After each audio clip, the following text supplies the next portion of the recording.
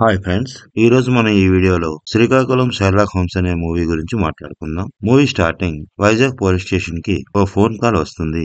మాజీ ప్రధాని హత్యకు గురయ్యాడని, అల్లరి మూకలు గొడవలు చేయడం, తగలబెట్టడం లాంటివి చేస్తారు కాబట్టి అందరూ అప్రమత్తంగా ఉండాలని ఆ స్టేషన్ సిఐ పెట్రోలింగ్ కి బయలుదేరతాడు. అదే సమయంలో సెకండ్ షో సినిమా చూసుకొని ఇంటికి వస్తున్న శ్రీను బైక్ ని ఓ జుత్తుపోలోడు డాష్ ఇస్తాడు. శ్రీను కోపంగా ఆ జుత్తుపోలు యాదవ్ని తిడతాడు. ఆ జుత్తుపోలోడు శ్రీనుతో చాలా రెక్లెస్ గా మాట్లాడుతూ వాడి దగ్గర ఉన్న బాటిల్లోని పెట్రోల్ ని శ్రీను బైక్ పైన పోసి శ్రీను బైక్ ను తగలెట్టేస్తాడు. అదే సమయంలో పెట్రోలింగ్ కి వచ్చిన సిఐ ఆ దృశ్యాన్ని చూసి అల్లరి మొగలు అప్పుడే తగలెట్టడం మొదలు పెట్టేశాయని అనుకుని వాళ్ళిద్దరిని అరెస్ట్ చేసి పోలీస్ స్టేషన్ కు తీసుకుపోతాడు. అదే రోజు తెల్లవారుజామున బీచ్ లో ఓ అమ్మాయి మృతదేహం కనిపిస్తుంది. పోలీసులు ప్రెస్ వాళ్ళు ఆ ప్లేస్ కు వస్తారు. ప్రెస్ వాళ్ళు సిఐని ఇది హత్య లేక ఆత్మహత్య అని అడుగుతారు. ఆమె వంటిపై ఉన్న గాయాలను బట్టి ఇది హత్య అని సిఐ ప్రెస్ వాళ్ళతో అంటాడు. వాళ్ళలో ఓ జర్నలిస్ట్ ఇది హత్య అని అంటున్నారు, హంతకుణ్ణి ఎప్పుడు పట్టుకుంటారు అని నిలదీస్తాడు.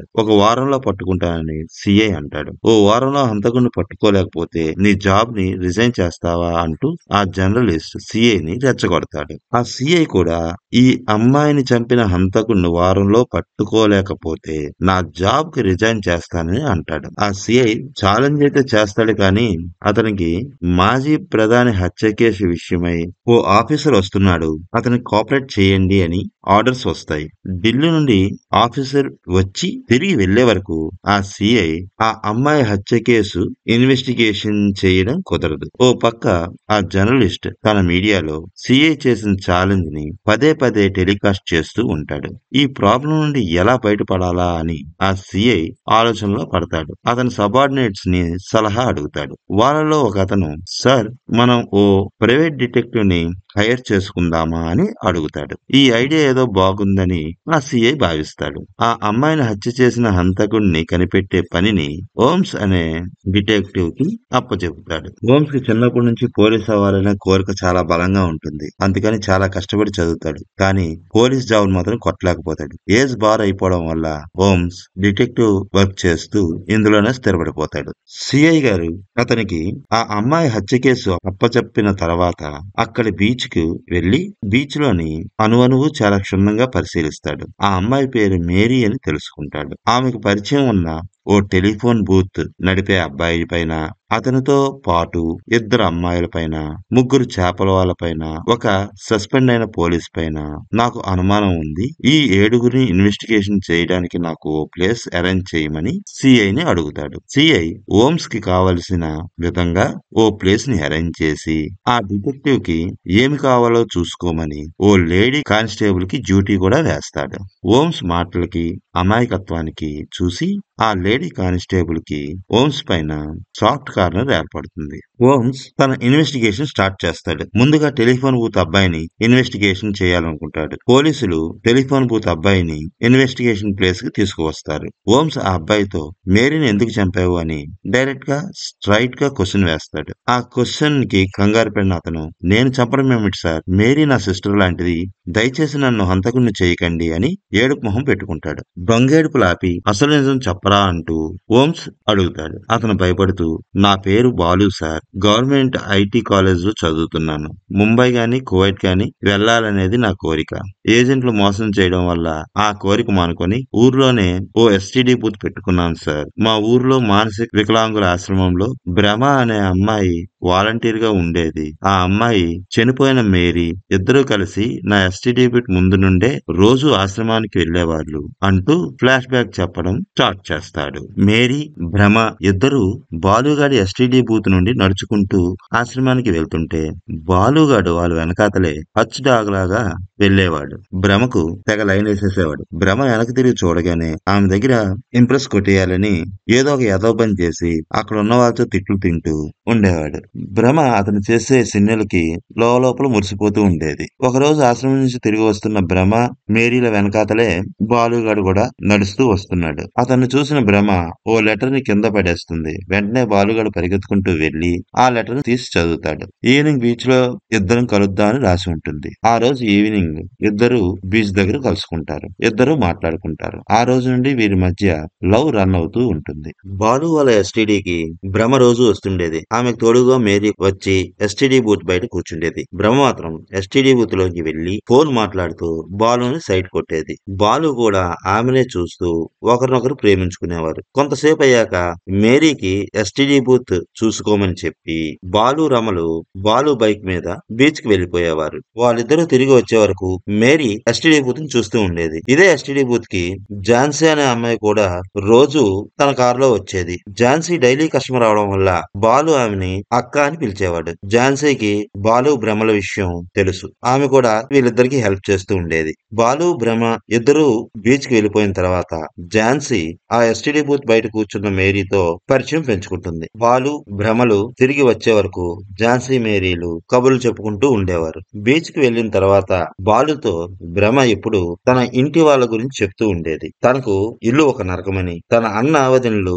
తనను సరిగ్గా చూసుకోరని, వాళ్ళకి తను తెచ్చే జీతం మీద తప్ప తన మీద ఎటువంటి ప్రేమ లేదని బాలుతో చెప్పుకొని బాధపడుతూ ఉండేది. తన బర్త్డేని ఇలా సముద్రం ఒడ్డున పండు వెన్నెల్లో జరుపుకోవాలనేది నా కోరిక అని బాలుతో భ్రమ అంటుంది. నీ బర్త్డే ఎప్పుడు అని బాలు ఆమెను అడుగుతాడు. భ్రమ తన బర్త్డే డేట్ ని బాలుతో చెప్తుంది. అంటే రేపే కదా, అయితే సరే, రేపు సరిగ్గా రాత్రి 12 గంటలకి నీ బర్త్డే సెలబ్రేషన్స్ ఈ సముద్రం ఒడ్డున మనం జరుపుకుంటున్నామని బాలు భ్రమతో అంటాడు. అప్పుడు భ్రమ మా ఇంట్లో వాళ్ళ సంగతి నీకు తెలియదు, ప్రాబ్లం అవుతుంది అని బాలుతో అంటుంది. ఆ టెన్షన్లన్నీ నాకు వదిలేయి, నేను చూసుకుంటాను అని అంటాడు బాలు. అప్పటికే చాలా ఆలస్యం అవడంతో ఇద్దరు ఎస్టీడీ బూత్ కి బయలుదేరుతారు. అలా బైక్ మీద వెళ్తున్న వాళ్ళిద్దరిని భ్రమ వాళ్ళ అన్నయ్య చూస్తాడు. తన అన్నయ్యను చూడగానే భ్రమ తన చీరని మొహానికి అడ్డు పెట్టుకుని తొందరగా పోనీ అంటూ బాలుని కంగారు పెడుతుంది. బాలుకి పరిస్థితి అర్థమై తన బైక్ ని స్పీడ్ గా పోనిస్తాడు. భ్రమ వాళ్ళ అన్నయ్య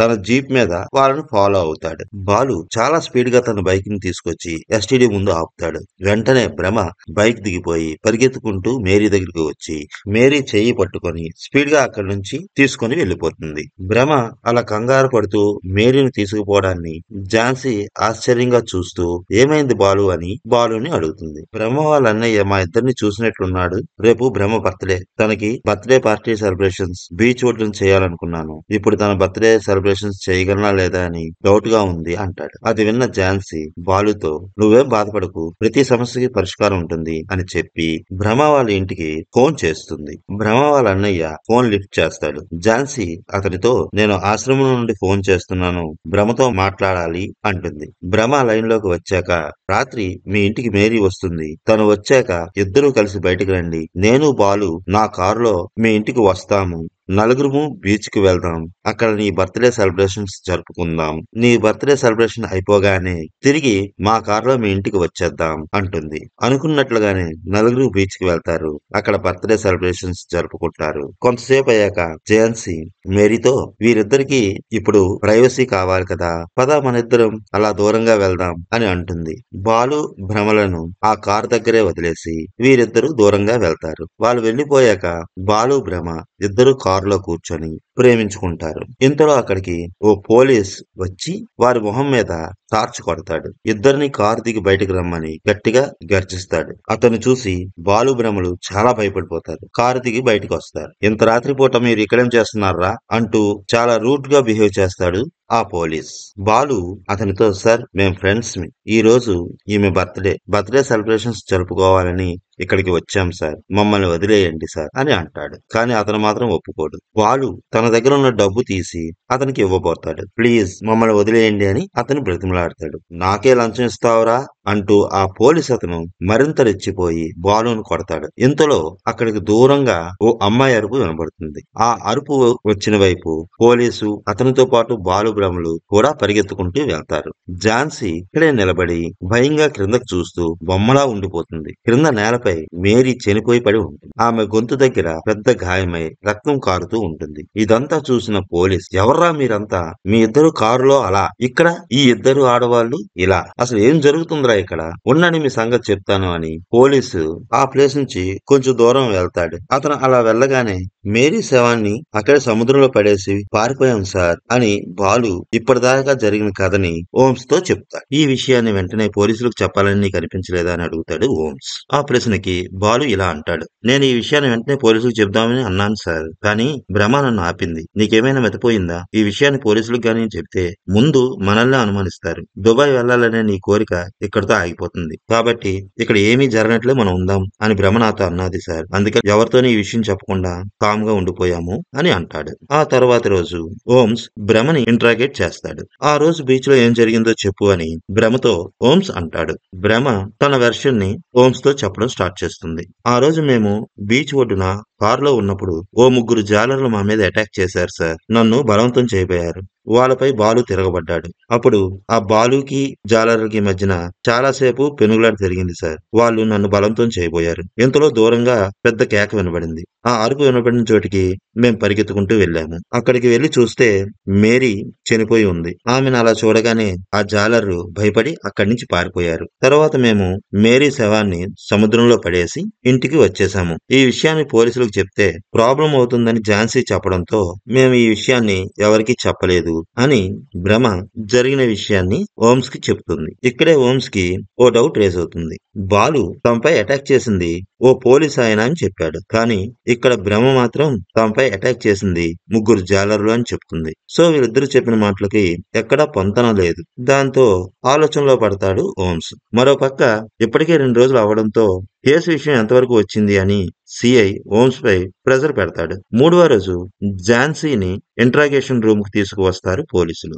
ఓమ్స్ ఝాన్సీతో మేరీని ఎందుకు చంపావు అని అడుగుతాడు. ఆమెను చంపాల్సిన అవసరం నాకేమొచ్చింది సార్ అని ఝాన్సీ ఓమ్స్ ని ఎదురు ప్రశ్నిస్తుంది. అప్పుడు ఓమ్స్ ఝాన్సీతో నీ గురించి నాకు అంతా తెలుసు. నువ్వు ఒక సంపన్నుల కుటుంబంలో పుట్టిన ఒక్కగానొక్క ఆడపిల్లవి.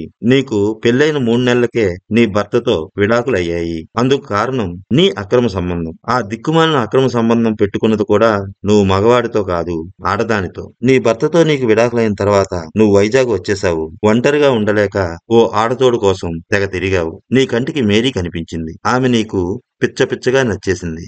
దాంతో నీ గుండె జారి గల్లంతయింది. ఆమె తరచూ భ్రమతో కలిసి బాలు స్టూడియోకి వెళ్తుందని గమనించావు. నీ ఇంట్లో ఫోన్ ఉన్నా కూడా మేరీకి దగ్గరవ్వాలనే కోరికతో బాలు వాళ్ళ ఎస్టీడీ బూత్ కి తరచూ వెళ్లడం మొదలు పెట్టావు. ఒంటరిగా ఉన్న మేరీతో మెల్లగా మాటలు కలిపావు. బాలు వాళ్ళతో ఫ్రెండ్ గా కలిసిపోయావు.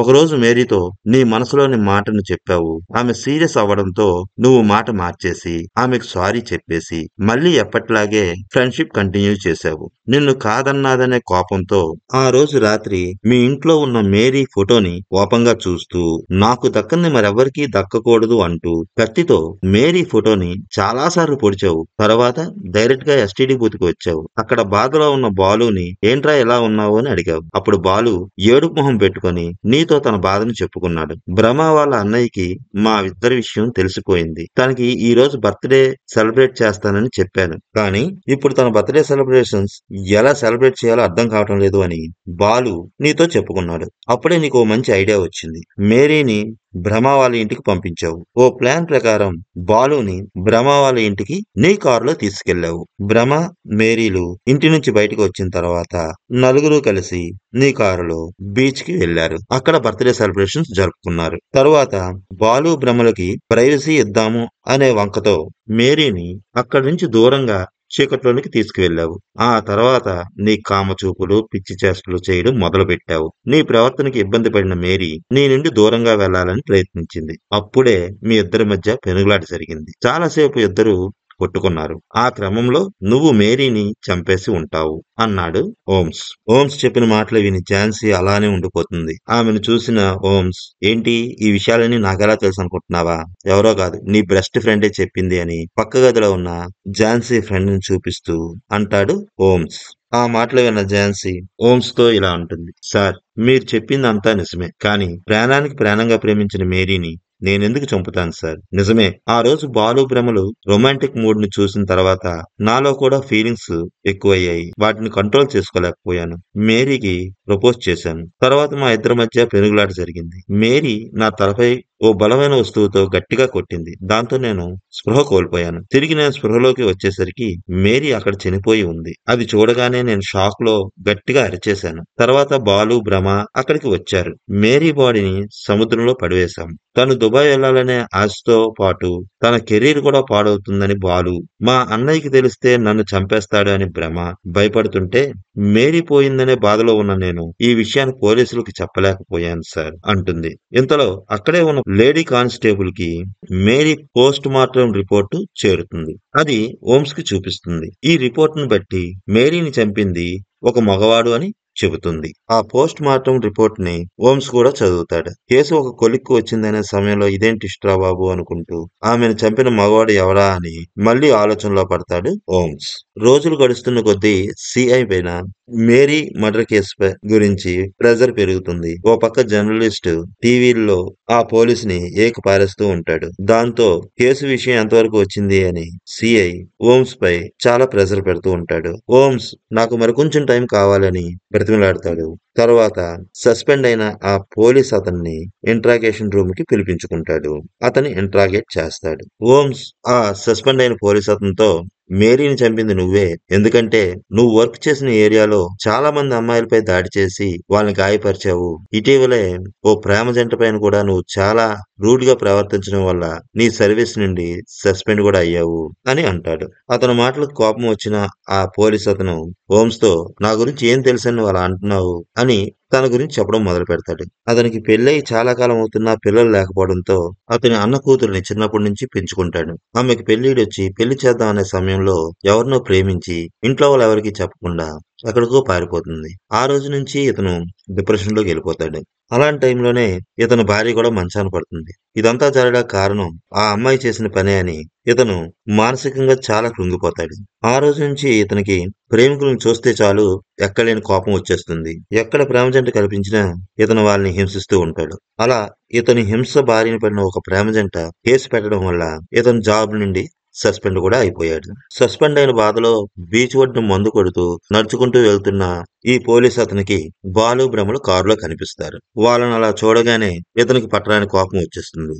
వెంటనే వాళ్ళపై దాడికి దిగుతాడు. ఇంతలో దూరంగా ఓ ఆడపిల్ల అరుపు వినబడడం, అక్కడ వీళ్ళు పరిగెత్తుకుంటూ వెళ్లడం, అక్కడ మేరీ శవం కనిపించడం అంతా జరిగిపోతుంది. ఆ అమ్మాయిని చంపింది వీలేనని వీళ్ళని అరెస్ట్ చేయాలని ఆ పోలీస్ అతను అనుకుని కొంచెం ముందుకు వెళ్తాడు. ఇంతలో వెనక నుండి ఎవరో గట్టిగా కొట్టడంతో అక్కడ స్పృహ తప్పి పడిపోతాడు. అతను లెగిసి చుట్టూ చూసేసరికి అక్కడ ఏమీ జరగనట్లు అంతా నీట్ గా ఉంటుంది. చుట్టుపక్కల ఎవరు జనాలు ఉండకపోయేసరికి చేసేదేమీ లేక అక్కడ నుంచి కొంత దూరం నడిచి వెళ్తాడు. పక్కనే ఉన్న టీ కొట్లో టీ తాగి తెల్లవారు అవడంతో అనారోగ్యంతో ఉన్న తన భార్యను ఒకసారి చూసొద్దామని ఇంటికి వెళ్ళిపోతాడు. పోలీసులు కంప్లైంట్ ఇద్దాం అనుకునే లోపే మీరు నన్ను ఇలా ఇంట్రాగేషన్ రూమ్ పిలిపించారు అని జరిగిన విషయాన్ని హోమ్స్ తో అతను చెప్తాడు.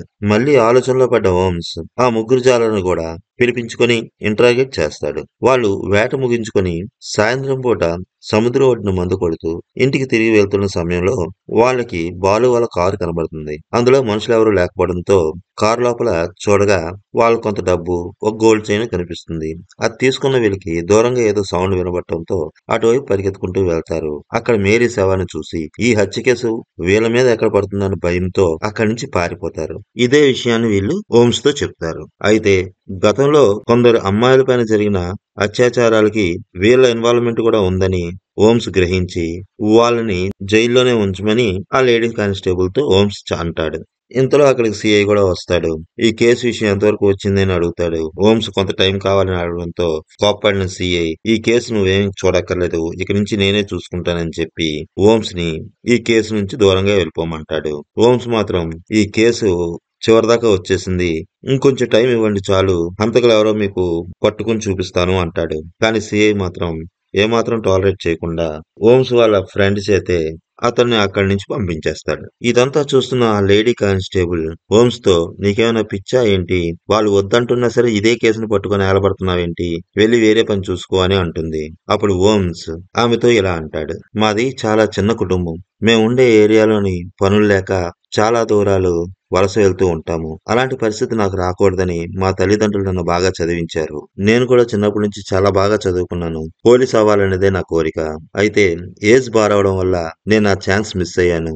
నా ఫ్రెండ్ మాత్రం పోలీస్ కానిస్టేబుల్ గా సెలెక్ట్ అయ్యాడు. ఏజ్ బార్ అయిపోయిన నేను చేసేదేమీ లేక కనీసం తల్లిదండ్రులకైనా తోడుగా ఉందామని నేను మా ఊరు వచ్చాను. కానీ నా ఫ్రెండ్ నాకు ఎదురొచ్చి నీ అమ్మా నాన్నలు బీచ్ ఒడ్డున ఆత్మహత్య చేసుకుని ఉన్నారు అని చెప్పాడు. ఆ రోజు నుంచి మా తల్లిదండ్రులు నాతోనే ఉన్నట్లుగా నేను ఫీల్ అవుతూ ఉంటాను.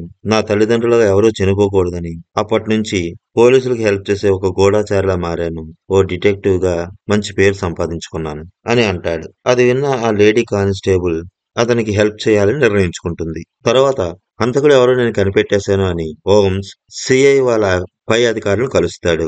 ఒకరోజు అపాయింట్మెంట్ తీసుకుంటాడు. అక్కడికి ఆ సిఐ కూడా వచ్చి తన పై అధికారితో హోమ్స్ ఒక వేస్ట్ గాడని అతని గురించి ఏదో చెప్పబోతుంటే ఇంతలో అక్కడికి హోమ్స్ వస్తాడు. హోమ్స్ వాళ్ళతో ఇలా అంటాడు. మేరీ అనే అమ్మాయిని ఓ ముఠా ఓ పక్కా ప్లాన్ ప్రకారమే హత్య చేసింది అని అంటాడు. ఆ ముఠాలోని ఒక మెంబరే ఇతను అని ఒక ఫోటోని తీసి వాళ్ళ ముందు పెడతాడు. ఆ ఫోటో వేరెవరిదో కాదు, బాలుదే. ఇంతకీ ఇందులో ట్విస్ట్ ఏంటంటే ఈ బాలు జుత్తుపోలోడితో కలిపి ఈ హత్య చేశాడు. ఆ జుత్తుపోలోడు వేరెవరో కాదు, మన సీనుగాడి బైక్ ని మూవీ స్టార్టింగ్ లో తగలెట్టేసిన జుత్తుపోలోడే. అంటే ఈ హత్య చేసిన మర్డరర్ ని ఫస్ట్ రోజే కొన్ని గంటల వ్యవధిలోనే ఈ సిఐ అరెస్ట్ చేసి జైల్లో పడేశాడు అన్నమాట. కానీ అతనే హంతకుడని తెలియక ఈ సిఐ హంతకుడి గురించి వెతుకుతూ ఉన్నాడు. ఈ జుత్తుపోలాడు ఒక సైకో. వాడు చిన్నప్పటి నుంచి కూడా హత్యలు చేస్తూ దాన్నే ఒక వృత్తిగా మార్చుకున్నాడు. బాలుగాడు ఈ జుత్తుపోలాన్ని కలిసి మేరీని మర్డర్ చేసే ప్లాన్ ని రచిస్తాడు.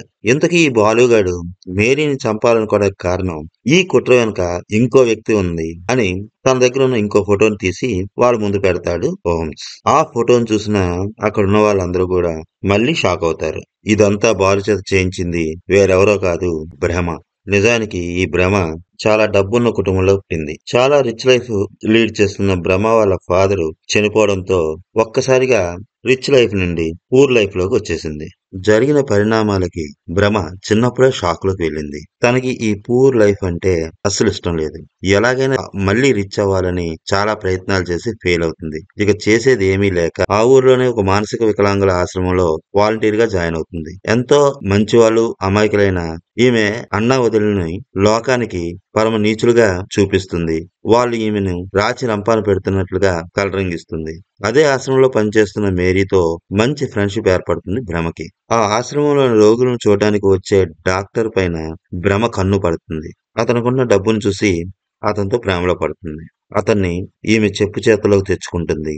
ఎలాగైనా విదేశాలకు వెళ్లి లగ్జరీ లైఫ్ ని ఎంజాయ్ చేయాలనేది భ్రమ కోరిక. అయితే అంత లైఫ్ లీడ్ చేయాలంటే ఇప్పుడు వాళ్ళ దగ్గర ఉన్న డబ్బు సరిపోదని ఎలాగైనా ఇంకా డబ్బు సంపాదించాలని భ్రమలో కోరిక విపరీతంగా పెరుగుతుంది. అందుకోసమని చాలా ఆలోచిస్తుంది. అదే సమయంలో ఈమెకి ఒక భయంకరమైన ఆలోచన వస్తుంది. అది ఎలా ఇంప్లిమెంట్ చేద్దామా అనుకునే టైంలో వాళ్ళ ఆశ్రమానికి ఫండ్స్ ఇచ్చేవాళ్ళు కొందరు ఆ ఆశ్రమాన్ని నడిపిస్తున్న వ్యక్తిని నిలదీయడం చూస్తుంది. ఈ ఆశ్రమాన్ని నడిపిస్తున్న ఈ వ్యక్తి వచ్చిన ఫండ్స్ ని తన సొంత అవసరాలకు వాడేసుకున్నాడని ఫండ్స్ ఇచ్చే వాళ్ళందరూ ఇతను నిలదీస్తారు. డబ్బు తిరిగి వెనక్కి ఇవ్వమని లేదంటే జైలుకి వెళ్తామని వార్నింగ్ ఇచ్చి వెళ్ళిపోతారు. వాళ్ళు అలా వార్నింగ్ ఇచ్చి వెళ్లడంతో ఆ ఆశ్రమాన్ని నడిపిస్తున్న వ్యక్తి డబ్బు ఎలా సమకూర్చాలా అనే టెన్షన్ లో ఉంటాడు. తనకొచ్చిన ఆలోచనల్ని ఇంప్లిమెంట్ చేయడానికి ఇదే సరైన సమయమని భ్రమ అనుకుంటుంది. వెంటనే తన ప్లాన్ ని అమలు చేయడం స్టార్ట్ చేస్తుంది. ఈ ఆశ్రమంలో ఉండే వాళ్ళందరూ మానసిక వికలాంగులు, ఎవరూ లేని వాళ్ళు. వీళ్ళకి ఏం జరిగినా పట్టించుకునే వాళ్ళు లేరు. కాబట్టి వీళ్ళ ఆర్గాన్స్ ని మనం అమ్మేసుకుంటే మనకు చాలా డబ్బు వస్తుంది.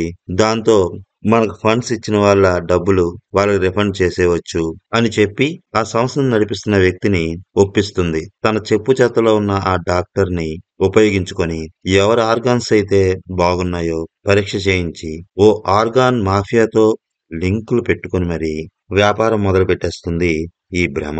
ఈమె చేస్తున్న ఈ ఇల్లీగల్ వ్యవహారం మేరీకి తెలిసిపోతుంది. ఈ విషయాన్ని పోలీస్ స్టేషన్ లో కంప్లైంట్ ఇవ్వడానికి వెళ్తుంది. కానీ ఆ రోజు సిఐ వేరే పనిలో బిజీగా ఉండడం వల్ల పక్కనే ఉన్న కానిస్టేబుల్ కి ఈమె కంప్లైంట్ తీసుకో అని చెప్పి వెళ్ళిపోతాడు. ఆ కానిస్టేబుల్ భ్రమ మనిషి. సో మేరీ వచ్చిన విషయాన్ని భ్రమకి చెప్పేస్తాడు.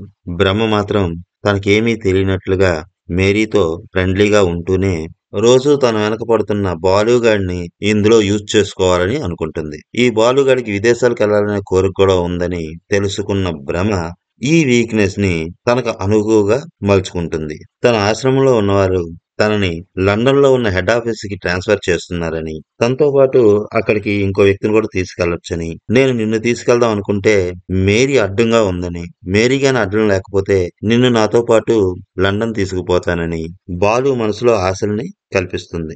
బాలు భ్రమ ట్రాప్ లో పూర్తిగా పడిపోతాడు. మేరీని చంపేద్దామనే ప్లాన్ వేస్తాడు. అందుకోసమే ఆ జుత్తుపోలను కూడా కలుస్తాడు. ఈ విధంగా ఆ రోజు బర్త్డే పార్టీ అనే ఓ ప్లాన్ వేసి అతి దారుణంగా మేరీని చంపించేస్తారు. అయితే ఈ కుట్రలో భాగంగానే ఓమ్స్ వాళ్ళ అమ్మా నాన్న కూడా చనిపోయారని ఓమ్స్ రివీల్ చేస్తాడు. ఆ రోజు అనుకోకుండా వాళ్ళ అమ్మా నాన్న ఆశ్రమంలో పని చేయడానికి వెళ్లారని, భ్రమ ఆ సంస్థను నడిపిస్తున్న వ్యక్తి ఆ డాక్టర్ కలిపి మాట్లాడుకుంటున్న మాటలని ఓమ్స్ వాళ్ళ నాన్న విని ఆ విషయాన్ని వాళ్ళ అమ్మతో చెప్తుండగా వీరిద్దరి మాటలని భ్రమ వినేస్తుంది. ఏమీ తెలియని దానిలా వాళ్ళ దగ్గరికి వచ్చి బాలు దగ్గర ఆడినట్లుగానే బర్త్డే నాటకం ఆడుతుంది. ఓమ్స్ వాళ్ళ అమ్మా నాన్నల్ని బీచ్ ఒడ్డుకు తీసుకువెళ్లి విషమిచ్చి చంపేస్తుంది. అని ఓమ్స్ మేరీ మర్డర్ వెనకాతల ఎవరెవరు ఉన్నారు, వాళ్ళు ఎలా ఆమెను చంపడానికి ప్లాన్ చేశారనేది సాక్ష్యాధారాలతో సిఐ వాళ్ళ హయ్యర్ అఫీషియల్స్ ముందు పెడతాడు. తను ఈ కేసుని ఎలా సాల్వ్ చేసింది వాళ్ళకి పూర్తిగా వివరించి అక్కడి నుంచి వాళ్ళ అమ్మా నాన్నలతో మాట్లాడుకుంటూ వెళ్ళిపోతాడు.